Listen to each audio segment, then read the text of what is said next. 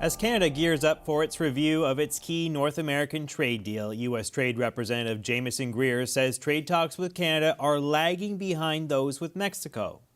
This week we are having our first formal negotiations with Mexico on the USMCA, and we are doing it just as the President said. We're having talks separately with Canada, but we've moved along with Mexico. Canada is behind on this. With Mexico, we're already at the stage of some formal talks. U.S. Trade Representative Jamieson Greer appeared on Fox Business and said something that should alarm every Canadian. We are having talks separately with Canada, but we have moved along with Mexico. Canada is behind on this. That was not a slip of the tongue. That was a deliberate signal. Because when the top U.S. trade official publicly announces that negotiations with Mexico are advancing while talks with Canada lag behind, just months before the mandatory USMCA review deadline in July, it reveals a strategic shift that most Canadians do not even realize is happening. The United States is quietly reshaping North American trade dynamics. Mexico is rising, and Canada risks being sidelined in decisions that will define our economic future for the next 16 years. Start with what USMCA actually is, and why this July deadline matters so critically. The United States-Mexico-Canada agreement replaced NAFTA in 2020 and included something unprecedented, a mandatory 6-year review.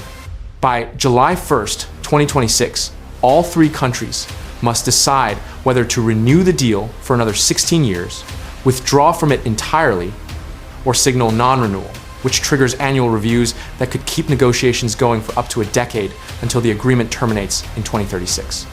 This is not routine maintenance. This is high-stakes negotiation, where the future of $2 trillion in annual North American trade hangs in balance. And right now, while Mexico sits at the table with the United States hammering out terms, Canada has not even received formal announcement that negotiations have begun. The timeline exposes Canada's precarious position. The Trump administration announced it was officially beginning USMCA review negotiations with Mexico in early March. Greer met with Mexico's Economy Secretary Marcelo Ebrard on March 18th for formal negotiations discussing rules of origin requirements. We just do not want Mexico to become a hub for goods imported from Vietnam or China or somewhere else, Greer stated. If we are going to have some kind of a deal, it has to be a deal for Mexico and the United States, and the goods should be made up of content from Mexico and United States. Notice the phrasing, Mexico and United States, not Canada. Canada-U.S. Trade Minister Dominic LeBlanc met with Greer in Washington on March 6th. The meeting was seen as a potential thaw in relations after Trump froze negotiations with Canada last year because he was angered by an Ontario-sponsored ad quoting Ronald Reagan criticizing tariffs, but no announcement of formal negotiations with Canada emerged from that meeting. LeBlanc's spokesperson, Gabriel Brunet, attempted damage control, stating the government always said there would be bilateral and trilateral discussions as part of the CUSMA review, and it is not unusual for bilateral discussions between each party to move at a different pace. But that diplomatic language masks a harsh reality. Mexico is negotiating terms, while Canada watches from the sidelines. And in trade negotiations, being excluded from the room where decisions happen means accepting whatever outcomes others negotiate. The strategic implications are enormous. Mexico offers the United States something Canada cannot match: lower manufacturing costs that make it attractive for relocating production. Geographic proximity to key U.S. markets, combined with significantly lower labor expenses, creates competitive advantages that have already transformed Mexico into America's largest trading partner. Last year, Mexico imported more U.S. goods than the United Kingdom, Japan, Germany, South Korea, and India combined. That economic integration gives Mexico negotiating leverage Canada lacks, and Trump administration officials recognize it. Greer has floated the idea of abandoning the trilateral trade pact entirely in favor of 2 separate bilateral agreements with America's closest neighbors. That would be catastrophic for Canada, because bilateral negotiations mean Canada faces the full weight of US pressure without the buffer that trilateral frameworks provide.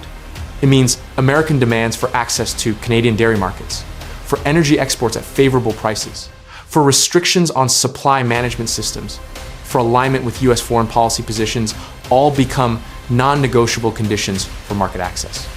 The CUSMA review sets up a three-way choice each country must make in July: renew the deal for 16 years, withdraw entirely, or signal non-renewal, which triggers annual reviews. Both Ottawa and Mexico City have stated publicly that maintaining a trilateral agreement is the priority.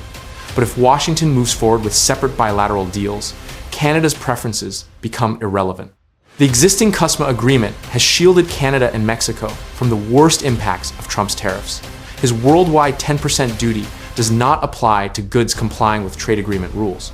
But Canada still faces Trump's separate tariffs on steel, aluminum, autos, lumber, and cabinets. And last week, the Trump administration launched Section 301 investigations into 60 countries, including Canada, citing forced labor in supply chains. Trade experts see this as a move to reinstate Trump's higher tariffs following a U.S. Supreme Court ruling that reined in presidential tariff powers. Translation: even the protections CUSMA currently provides are under direct attack. Greer has complained that Canadians maintain barriers, making it difficult to hold bilateral trade talks, specifically citing provincial bans on U.S. alcohol. But this is pretext, not substance. The real issue is that Canada, under Mark Carney, has refused to negotiate from weakness. Canada diversified trade partnerships beyond North America, signed comprehensive strategic partnerships with the European Union, concluded deals with China worth $7 billion in new export markets, and demonstrated it will not accept unfavorable agreements simply to satisfy Washington. That independence infuriates the Trump administration because it undermines their pressure tactics, so they pivot toward Mexico, a country more willing to accommodate U.S. demands. The relationship between Canada and the United States has been fundamentally upended during Trump's second administration through tariffs, threats of annexation, and now this public sidelining in critical trade negotiations. Ambassador Greer told congressional committees earlier that he was not prepared to recommend renewal of USMCA to the President of the United States without changes. That signals the United States is leaning toward non-renewal unless they obtain significant concessions during joint review negotiations. The prospect of USMCA non-renewal makes this moment existentially important for Canada. Because our economy remains deeply integrated with and economically dependent on the United States, roughly 75% of Canadian exports flow south. If CUSMA collapses or transforms into separate bilateral agreements where Mexico secures favorable terms while Canada faces punitive conditions, the economic consequences would be severe across automotive, energy, manufacturing, and agriculture sectors. Here is what most Canadians do not understand. This is not just about trade policy details. This is about power dynamics in North America fundamentally shifting. For decades, Canada operated under the assumption that geographic proximity, shared values, and mutual economic benefit meant the United States would treat Canada as an essential partner. That assumption no longer holds. The Trump administration views trade as transactional leverage, where partners deliver concessions in exchange for market access, framed as discretionary favor rather than negotiated reciprocity. And when given the choice between Canada, which insists on maintaining independence and refuses to capitulate to pressure, and Mexico, which offers lower costs and greater accommodation of U.S. demands, Washington is making its preference clear. Canada led a large trade mission to Mexico last month. A Mexican trade delegation travels to Canada in May. Both countries recognize they share common cause in maintaining trilateral framework, rather than facing Washington separately in bilateral negotiations where U.S. leverage multiplies. But coordination between Ottawa and Mexico City cannot change the fundamental dynamic. The United States holds the cards. The July deadline approaches, and Canada risks being replaced as America's preferred North American partner. The U.S. is not hiding it anymore. They are saying it openly on national television, and most Canadians still have not realized what is happening.